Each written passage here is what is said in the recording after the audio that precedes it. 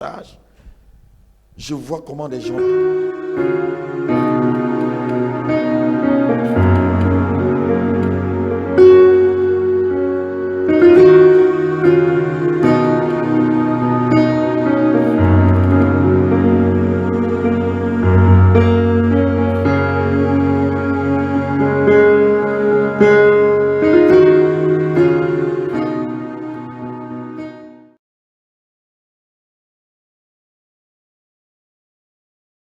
On va lire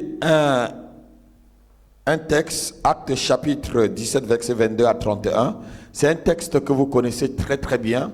L'idolâtrie dans l'église. Paul était en face d'un peuple tellement idolâtre. Et dans cette ville où Paul est arrivé, ils avaient tellement des statues, des choses qu'ils adoraient, jusqu'à ce qu'ils avaient même un Dieu inconnu. Ah, mais vous allez lire tout à l'heure. Ils avaient tellement de statues, des choses sur lesquelles ils manifestaient leur vocation ou leur dévotion, jusqu'à ce qu'ils ont donné une statue à un Dieu inconnu. On va lire 17, verset 22 à 33. Ma fille peut se lever, elle lit rapidement pour qu'on avance. Je vais vous exhorter ou vous enseigner en 30 minutes. Et après, on va prier. L'idolâtrie dans l'église. Oui. Homme athénien. Athènes, ne serait pas loin, hein, c'est ici en Grèce. Donc, vas-y. Je vous trouve à tous égards extrêmement. Dites avec moi religieux. Dites avec moi religieux. Notez bien que la religion n'est pas le christianisme. Donc la religion va avec l'idolâtrie. Est-ce que vous comprenez un peu ce que je suis en train de dire? La religion va avec l'idolâtrie. Quand tu commences à être un idolâtre, tu commences à devenir un religieux. Et beaucoup des églises réveillées sont en train de basculer doucement dans la religion. Beaucoup des chrétiens se disant réveillés ne sont même plus réveillés, ils basculent rapidement dans la religion. Parce que c'est facile d'être religieux. Continue. Je vous trouve à tous égards très... Oui, continue. Car en parcourant votre ville, en considérant les objets de votre dévotion, donc de votre adoration. La dévotion, c'est l'adoration. Ils avaient tellement des hôtels.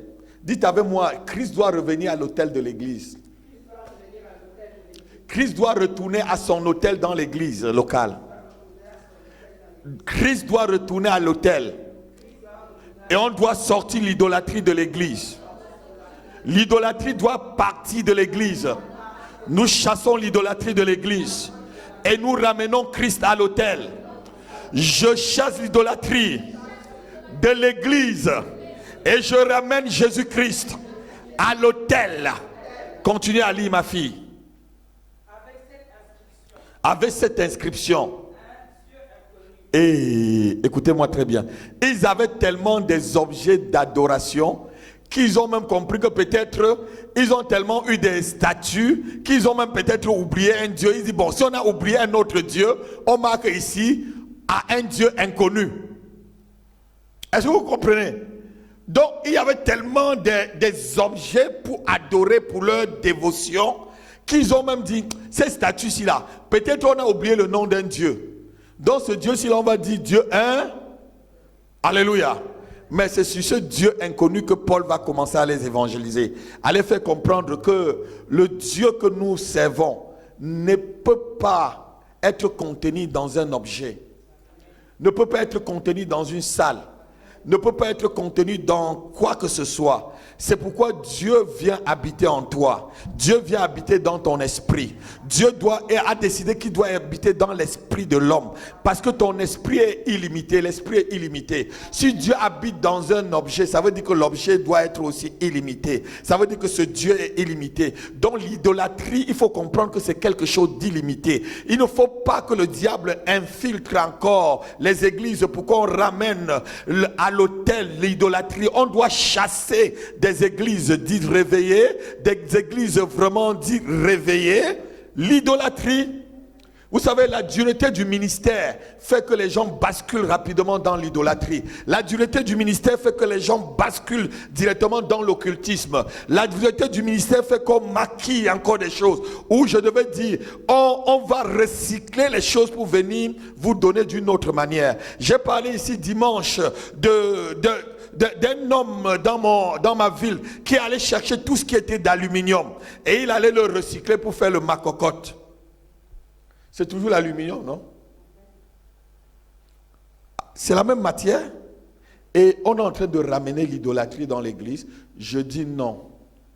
Pour tous ceux qui me suivent, pour les pasteurs qui me suivent, je sais que le ministère est difficile, mais chacun a sa saison. Chacun a son appel. Chacun sait comment Dieu le dirige. Alléluia.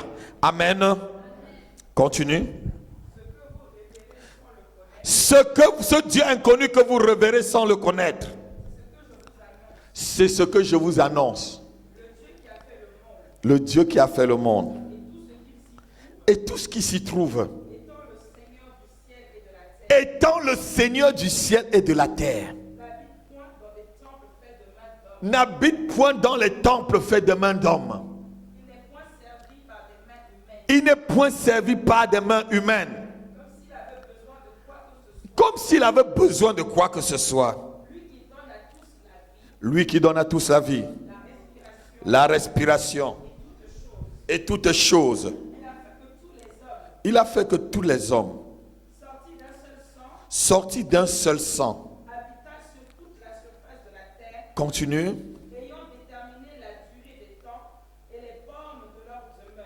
Ayant duré la durée des temps et les bornes de leur demeure. Ça veut dire chacun a un temps qui doit passer sur cette terre. Et ce temps que tu dois passer et les bornes de ta demeure, tu dois le passer en Jésus-Christ. Chacun a un temps. La Bible dit dans le livre de Proverbes, une génération passe et une autre arrive. Alléluia. Nous sommes une génération, nous allons passer. Personne ici dans la salle, dans 100 ans ne sera là. Que ça soit vraiment une très grande grâce pour que dans 100 ans, quelqu'un encore dans cette salle soit là. Alléluia. Une génération passe. Mais comment tu dois passer ta génération? Pas dans l'idolâtrie. Amen. Continue. Il a voulu qu'il cherchasse le Seigneur et qu'il s'efforçasse de le trouver en tâtonnant, bien qu'il ne soit pas loin de chacun de nous. Oui. Car en lui, nous avons la vie, le mouvement et l'être. C'est ce qu'ont dit aussi, quelques-uns de vos poètes. De lui, nous sommes la race. Va directement au verset 29 et puis vous allez lire le reste à la maison, verset 29 jusqu'à 31. Ainsi donc, étant de la race de Dieu, nous ne devons pas croire que la divinité soit semblable à de l'or. Oh, nous ne devons pas croire que la divinité soit semblable à quoi? Et quoi? Et quoi encore? Ou à de la pierre? Sculpté par quoi? Et l'industrie de l'homme. Arrête-toi là, ma fille. Allons dans Exode chapitre 20, versets 1 à 2. Et je vais vous parler. Exode chapitre 20, versets 1 à 2. C'est ce qu'on appelle les 10 commandements. Exode chapitre 20, verset 1 à 2. Alors Dieu prononça toutes ces paroles en disant, Je suis l'Éternel ton Dieu, qui te fait sortir du pays d'Égypte, de la maison de servitude. Tu n'auras point d'autre Dieu devant ma face. Tu ne feras point d'image taillée. Tu ne feras pas quoi? D'image taillée. Continue. Ni de représentation quelconque des choses qui sont en haut dans les cieux. Ni des représentations quelconques des choses qui sont en haut dans les cieux. Qui sont en bas sur la terre. Qui sont en bas sur la terre. Et qui sont dans les eaux plus bas que la terre. Qui sont dans les eaux plus bas que la terre. Tu ne te prosterneras point devant elles. Tu vas t'arrêter là et prenons maintenant Jean chapitre 4, verset 24. Et on va passer à l'exhortation. Jean chapitre 4, verset 24.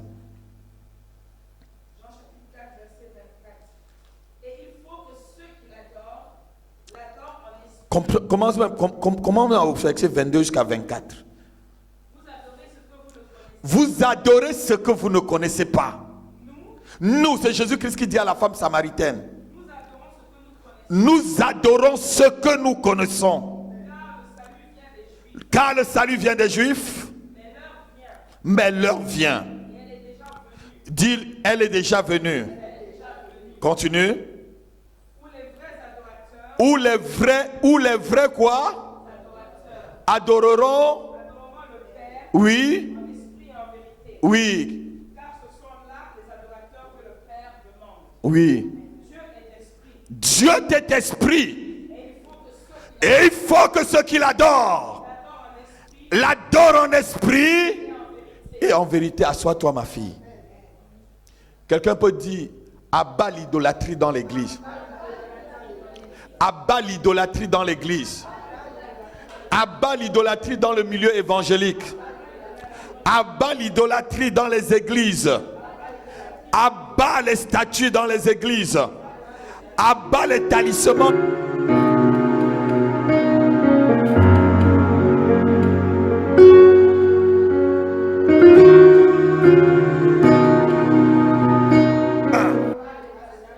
Alléluia.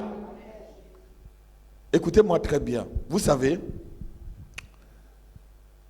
je crois que Internet, c'est un objet de scandale. Je vous prie de ne même plus, si vous n'avez pas atteint un certain niveau spirituel, n'allez plus suivre les messages sur Internet. Suivez vraiment, si vous avez votre pasteur, suivez-le. Hier, on m'a posté quelque chose qui a soulevé la colère de Dieu. Des stylos ouin. Et qu'on vend aux gens. Et les gens achètent. Dieu peut-il, on vient de voir tout à l'heure là, Dieu n'est pas dans tout ce que l'homme sculpte. J'étais en Afrique du Sud, j'ai vu des bracelets ouin. On te vend des bracelets, vous connaissez ça? Il y a même des seaux ouin. On a pris la maison de Dieu pour faire vraiment une maison de commerce. Ça, c'est l'idolâtrie.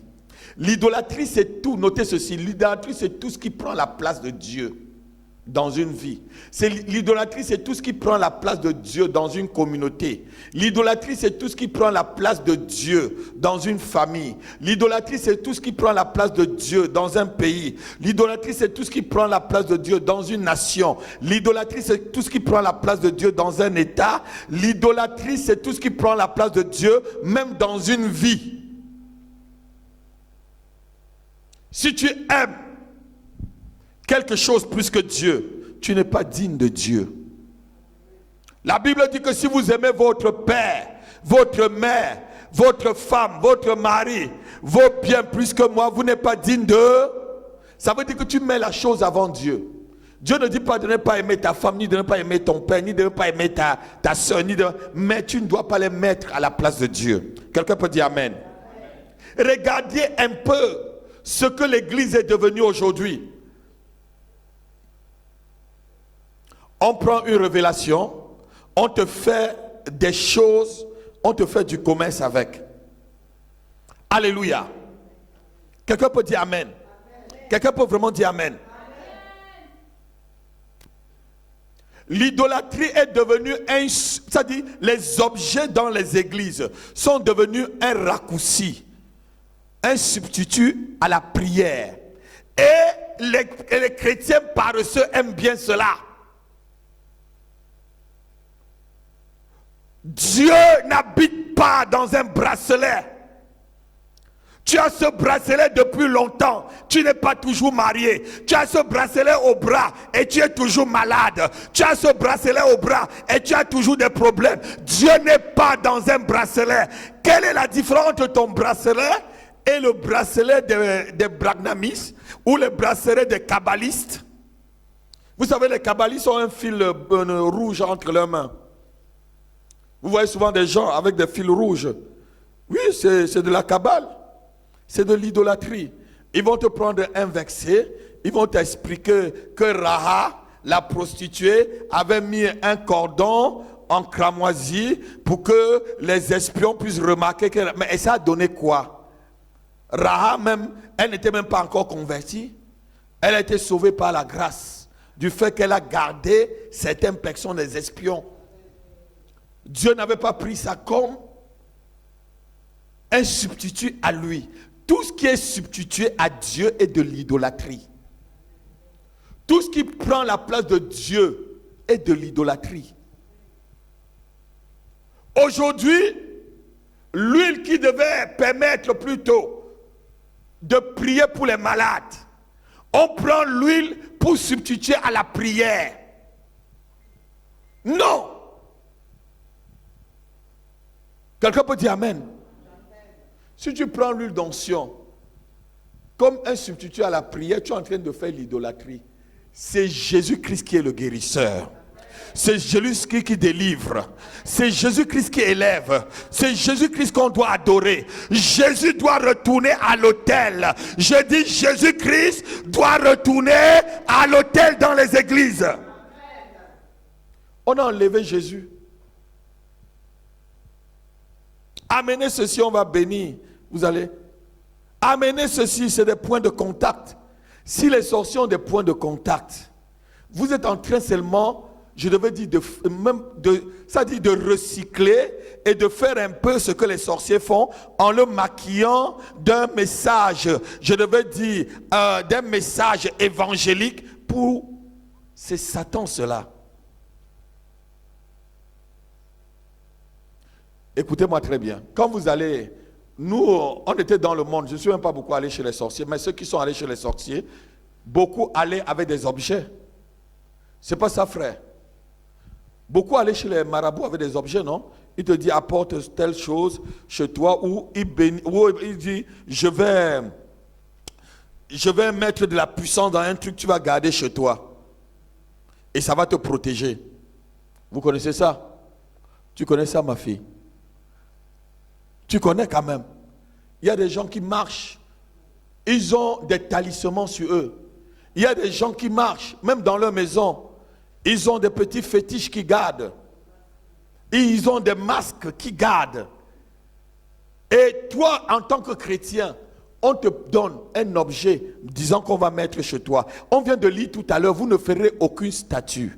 Vous ne ferez aucune image taillée. Vous ne ferez aucune représentation de ce qui est dans le ciel, sur la terre, sous la terre. Rien.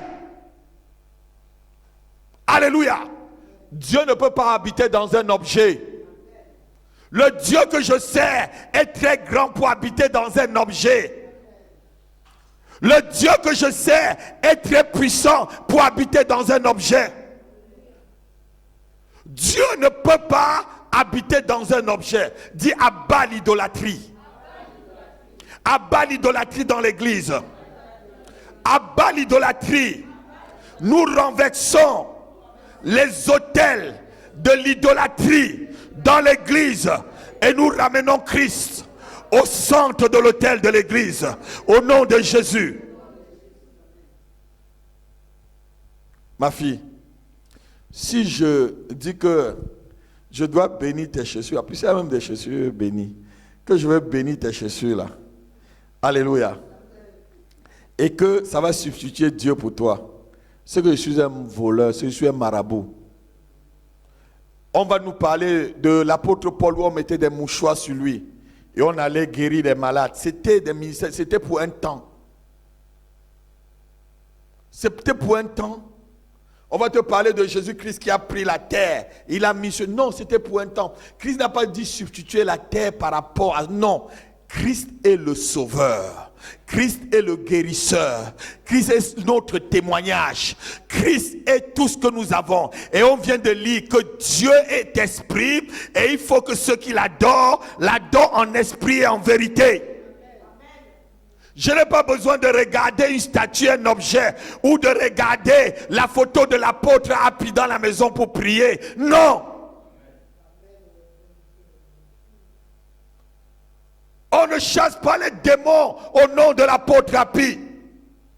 On chasse le démon au nom de Jésus-Christ. On ne guérit pas les malades au nom de l'apothérapie. On guérit les malades au nom de Jésus-Christ.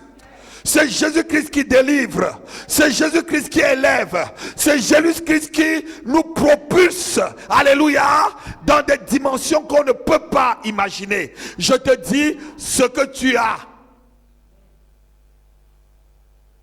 Je connais une seule chose dans la Bible que le Seigneur nous a laissé, c'est l'huile. Et si ça va trop, si je vois que dans cette église, vous substituez l'huile d'onction que je vous donne à la prière, je ne vous donne même plus. Si vous substituez l'huile d'onction à la prière, je ne vous donne plus. Je crois que vous devez dire Amen. Dites vraiment Amen. Amen. Vous pouvez prendre l'huile d'onction comme une idolâtrie aussi. Jésus, c'est le nom de Jésus-Christ qui délivre. Alléluia. Il a dit en mon nom, vous chasserez les démons. On chasse le démon au nom de Jésus. On fait tout au nom de... Et Dieu est esprit. Je n'ai pas besoin de voir une représentation comme on vient de voir à Athènes pour pouvoir entrer en contact avec Dieu. J'entre en contact avec Dieu dans mon esprit par le Saint-Esprit. Quelqu'un peut dire Amen. Amen. Je n'ai pas besoin d'un bracelet comme a dit qu'on a ou un. Combien de stylos qu'on a ou un là? Les enfants ont passé l'école avec. C'est des voleurs. Dites avec moi voleur. Dites avec moi voleur. Dites avec moi voleur. Voleur. Voleur. Sortez de l'église.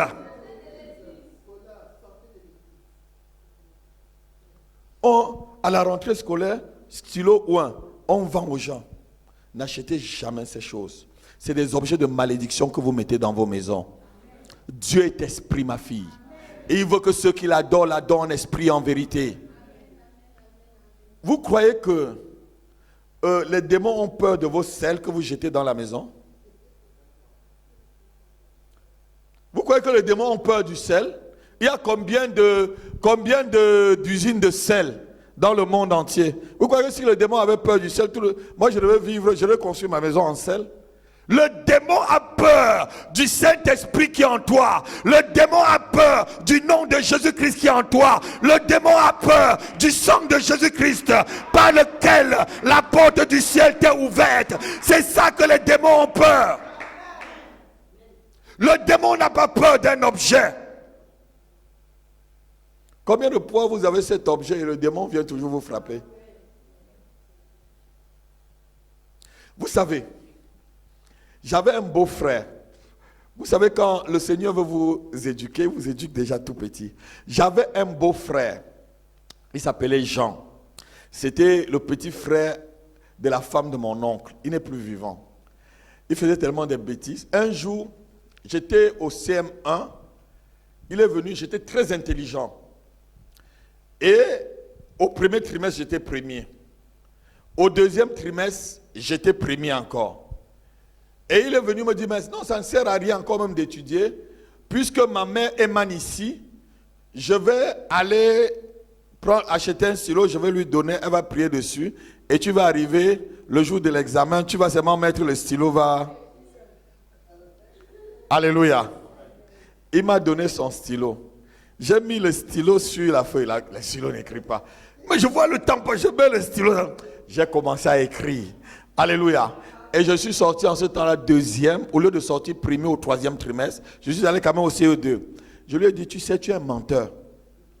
Tu m'as fait ne pas étudier. Il m'avait donné un stylo. J'ai dit, je te remets ton stylo. Parce que lui, il était au CM2, il avait peur que je devais le rencontrer au CM2. Il était un peu plus âgé que moi. Le stylo n'avait jamais écrit. Un stylo ou un ne te fera jamais passer un examen. Un stylo ou un ne te donnera jamais l'intelligence. Il faut étudier tes leçons. Il faut étudier tes leçons. Étudiant, étude. Et il faut étudier. Il faut étudier. Et jette le stylo. Stylo ou un. Stylo de fétiche, quoi. Stylo de fétiche. Depuis que vous lisez les évangiles, vous avez vu Jésus a oint quelque chose, il a donné à quelqu'un de partir avec. Est-ce que vous avez vu Jésus a oint quelque chose dans tout l'évangile là? Est-ce que vous avez lu les apôtres oindre quelque chose, demander à quelqu'un de partir? C'est les gens même qui venaient mettre le mouchoir sur Paul. Ce n'est pas Paul qui les demandait. La Bible dit que c'est les gens qui venaient mettre le mouchoir sur eux. Et l'expérience montrait que quand ils allaient mettre sur le malade guérissait. C'est leur foi. Je ne dis pas que, comme ma fille le dit, je ne dis pas que ces objets, si tu as la foi même sur une voiture, la voiture peut te guérir. Mais est-ce que c'est Dieu? Je peux avoir la foi sur cet objet. Un démon, on a vu tout à l'heure là qui avait tellement de statues, même jusqu'à un Dieu inconnu. Un démon vient dedans et tu crois que la chose est à don. C'est Jésus-Christ. Cette foi que tu dois mettre dans l'objet, mets-le en Christ. Cette foi que tu dois mettre sur le bracelet, comme si quand il perd son bracelet, il peut pleurer. Comme aujourd'hui, quand quelqu'un perd son portable, c'est le deuil national. Mais c'est vrai, non? Acclamons le Seigneur. Acclamons le Seigneur. Alléluia. Quand quelqu'un perd son portable aujourd'hui, c'est le deuil national. Dis, l'idolâtrie doit quitter de l'église. L'idolâtrie doit quitter de ma maison. L'idolâtrie doit quitter de ma famille. L'idolâtrie doit quitter de mon couple. Au nom de Jésus. Ésaïe chapitre 40, verset 18. À qui on peut comparaître Dieu à quoi? Rien. Dieu dit, mais à qui voulez-vous me comparaître? À qui? Mais écoutez-moi un peu avant qu'on ne continue.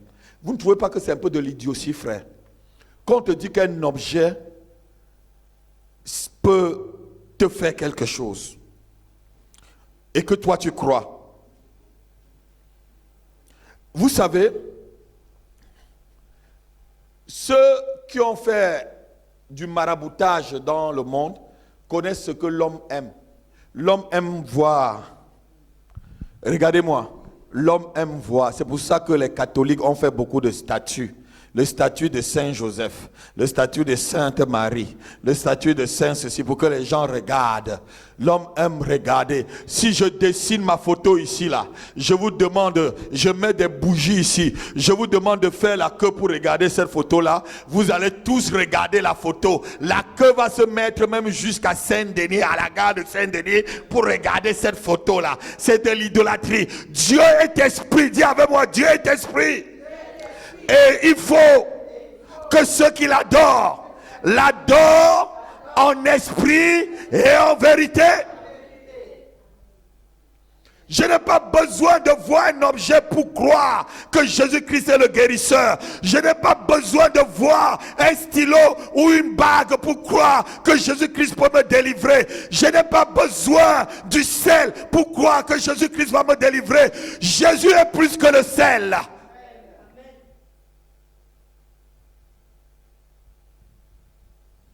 Il peut y avoir des moments. Moi, je peux faire des choses par révélation.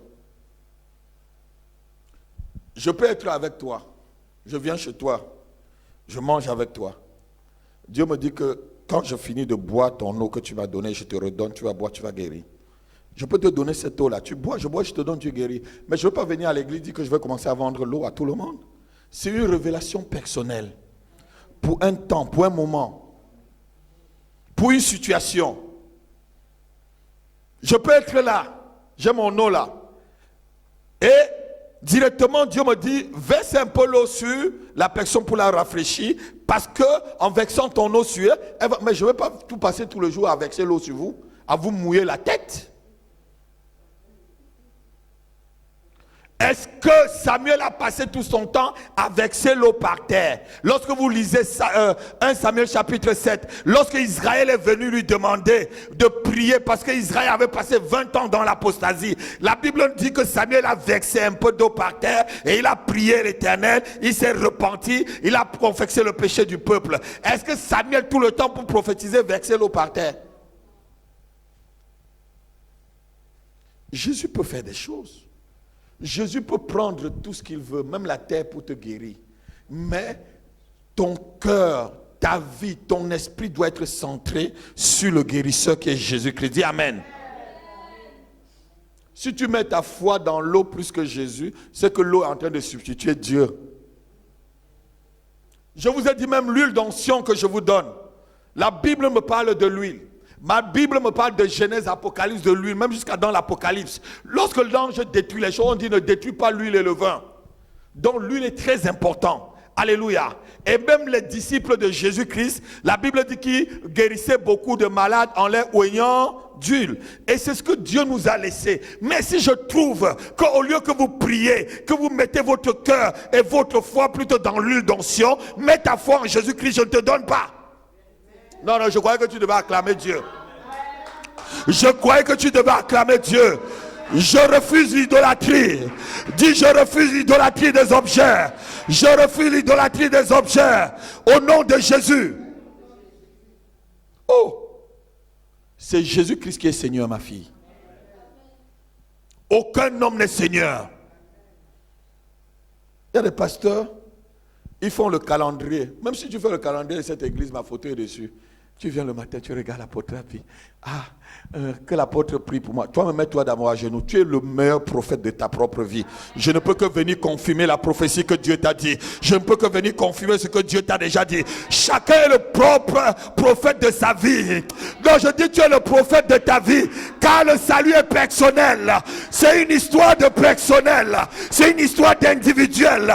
C'est une histoire de chacun. C'est une histoire de chacun, je te dis, mon frère. Alléluia.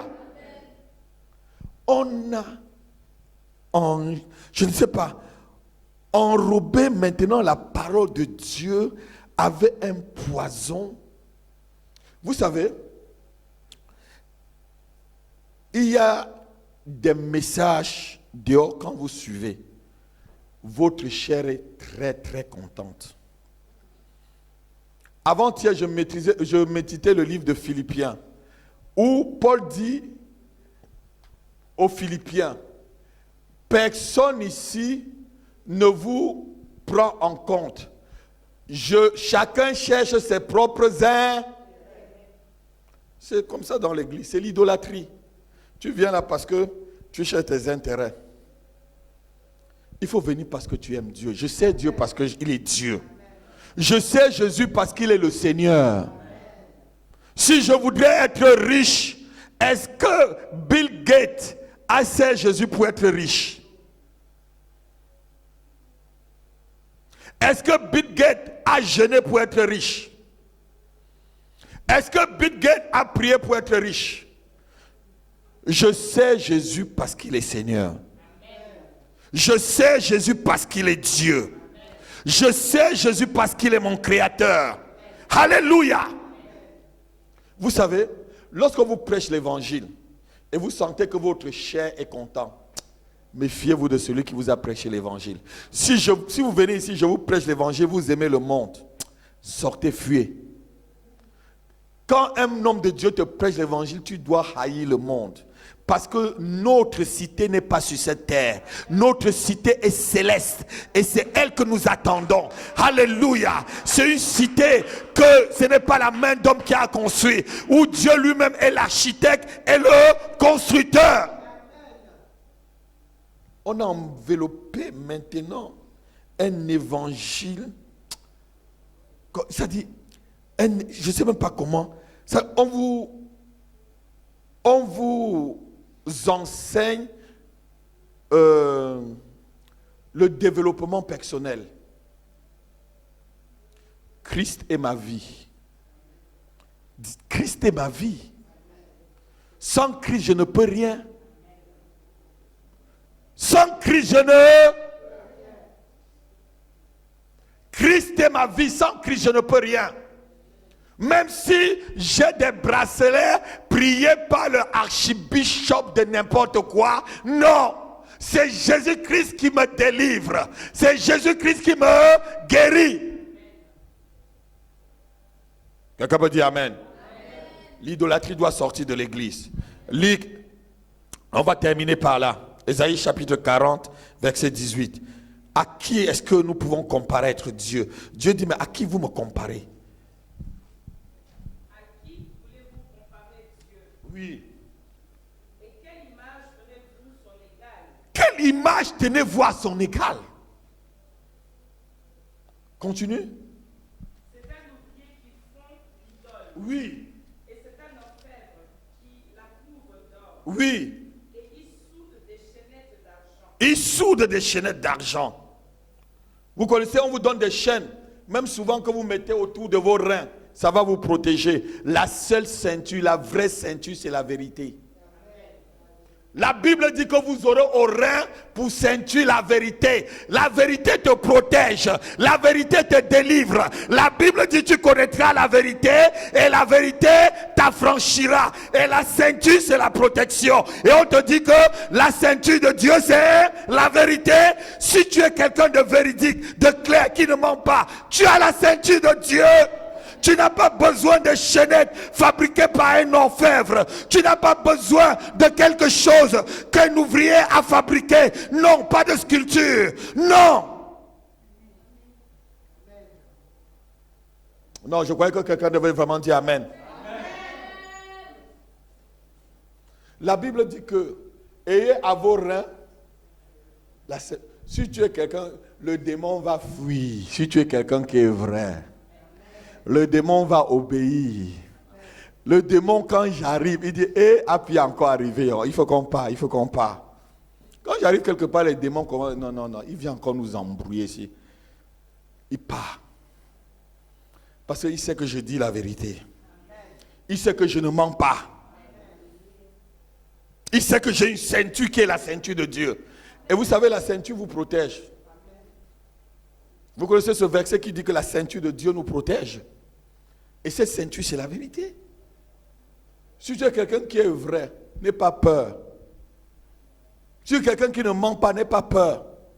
Si tu es quelqu'un qui est à l'école de la vérité, n'aie pas peur. Lis la fin, ma fille, pour que je puisse terminer. Celui que la pauvreté oblige à donner feu, choisit un bois qui résiste à la brûlure. Il se procure un ouvrier capable pour faire une idole qui ne brûle pas. Qui ne fait pas quoi? Qui ne brûle pas. Ne le savez-vous pas? Ne l'avez-vous pas appris? Ne vous a-t-on pas fait connaître dès le commencement? N'avez-vous jamais réfléchi à la fondation de la terre?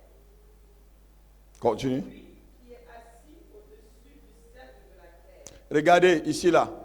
Dieu montre déjà que la terre est ronde. Alors que les scientifiques, on a même tué, je crois, Galilée à cause du fait qu'il disait que la terre était ronde.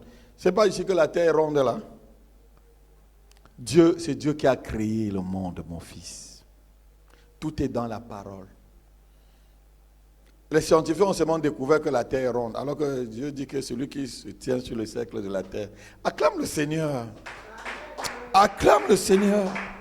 Il est notre Dieu. Il est le Créateur. Et la Bible dit que nous sommes de la race de Dieu. Je suis de la race de Dieu. Je ne suis pas de la race des idolâtres. Je n'ai pas besoin d'un objet pour pouvoir croire que Dieu existe.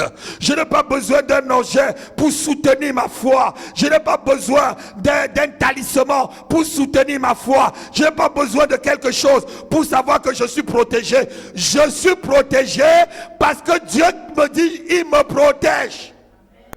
Il dit dans le Psaume chapitre 32, je te protégerai, je te montrerai la voie à suivre. Alléluia. Je crois en sa parole. Qu'une armée se lève contre moi. Ce n'est pas le bracelet qui va faire quelque chose. Tu as le même bracelet. Combien d'enfants ont échoué avec les stylos, que vous avez acheté les stylos ou là? Tu ris quoi? Toi, tu as acheté le stylo ou dis-moi, dis-moi. Lève-toi, lève-toi, lève-toi. Lève-toi. Voilà. Dans ce message-là, Dieu est dans le message. Dis-nous tout, dis-nous tout. Tu étais allé chez le marabout? Mm-hmm.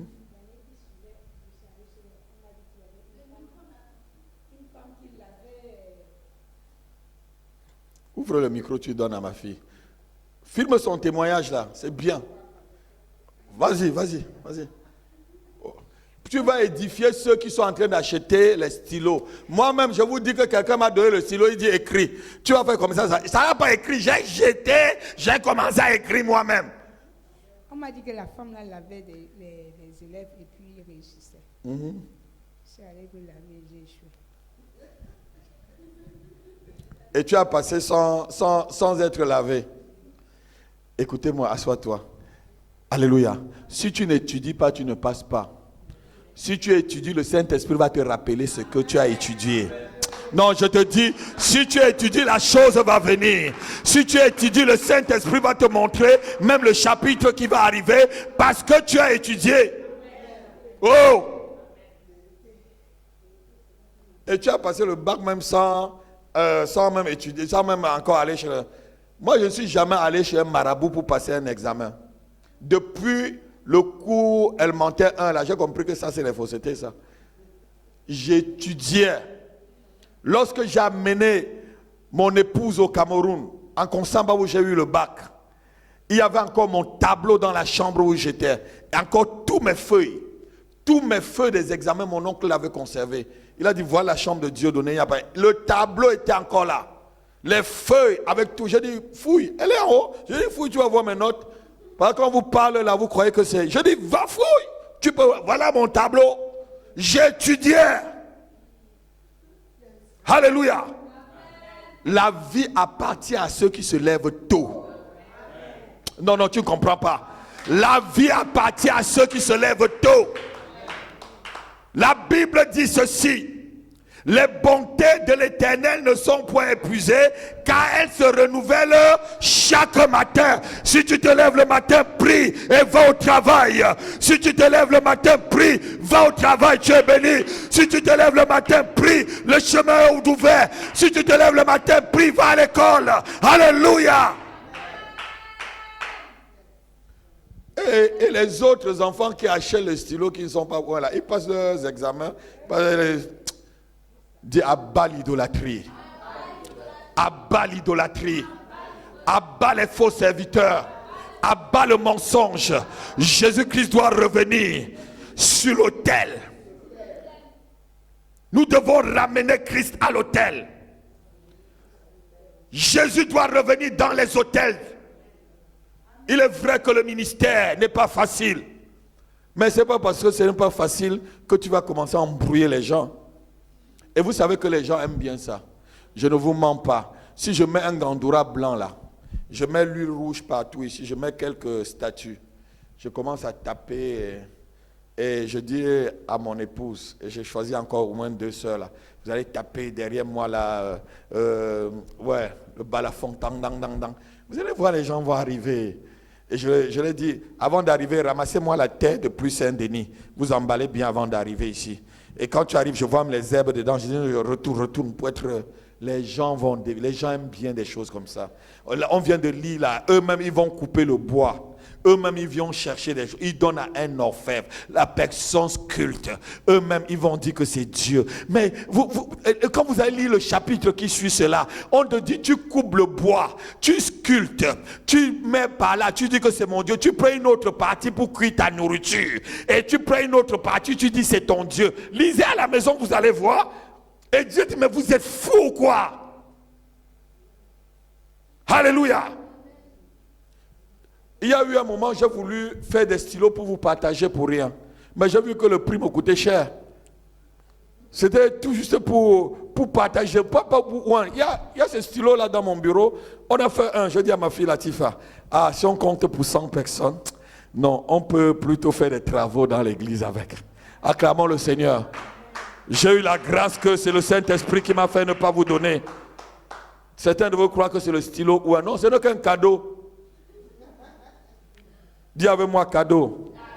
Jésus est un cadeau du ciel pour nous. Alléluia. Lève-toi, on va prier, on va remercier le Seigneur. Et tu vas dire que toute idolâtrie dans ta vie, même si tu aimes n'importe quoi, si tu aimes le travail plus que Jésus, tu es dans l'idolâtrie, tu aimes quelque chose plus que... Tout ce qui peut entraver Dieu dans ta vie, c'est de l'idolâtrie. Prie avec moi. On va passer à nos offrandes tout à l'heure. Et rapidement, demande que Dieu enlève l'idolâtrie dans ton cœur. Seigneur, délivre-nous de l'idolâtrie. Et délivre tes serviteurs, Seigneur, où le diable les a fait glisser dans l'idolâtrie. Seigneur, délivre, Seigneur, tes servantes et tes serviteurs, où le diable les a fait dévier dans l'idolâtrie. Délivre ton peuple de l'idolâtrie.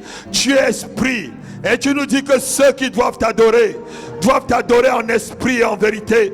Seigneur, nous voulons t'adorer sans intermédiaire. Nous voulons t'adorer car le voile a été déchiré et nous pouvons maintenant pénétrer sans crainte dans le lieu très saint. Oh Dieu, nous te bénissons. Libère-nous de l'idolâtrie. Libère-nous des objets. Libère-nous des objets, Seigneur. Libère-nous des statues dans nos cœurs.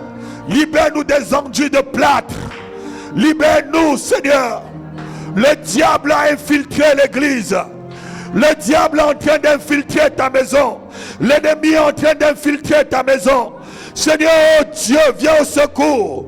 Viens au secours de ton église. Viens au secours de ton épouse. Viens au secours de l'église. Et libère-nous de l'idolâtrie, Seigneur. Libère ton peuple de l'idolâtrie. Libère tes enfants de l'ignorance. Tu dis que mon peuple périt faute de connaissance. Et tu dis que la vérité libère. Oh Dieu, nous te supplions. Oh Sharabababa Santo.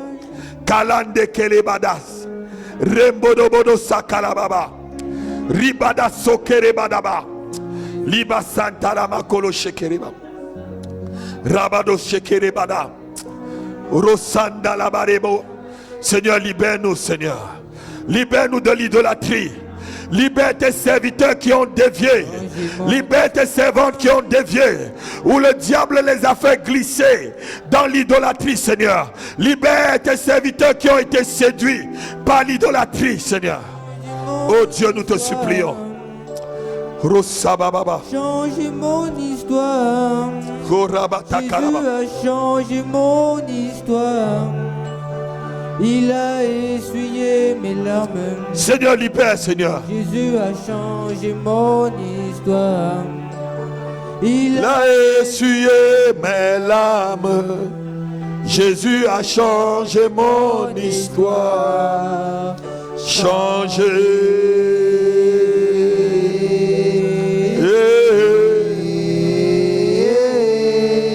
Changé.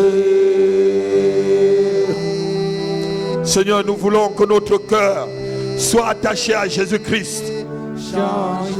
Seigneur, je veux que mon cœur, mon âme et mon esprit soient attachés à toi. Tu dis, tu adoreras l'Éternel, ton Dieu, lui seul. Tu l'adoreras de tout ton cœur, de toute ton âme, de toute ta pensée, de toute ta force.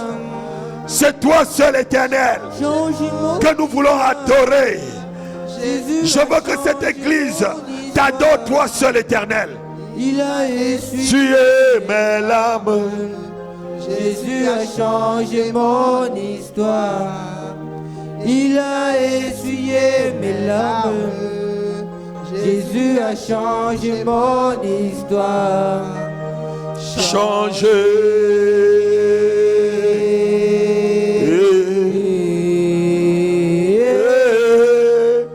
Changé.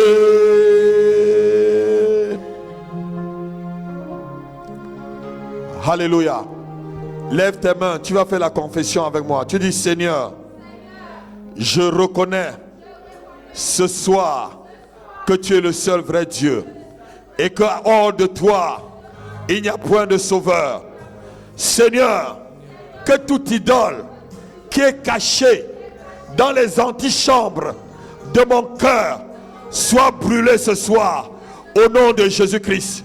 Je me libère de l'idolâtrie des hommes et des objets au nom de Jésus.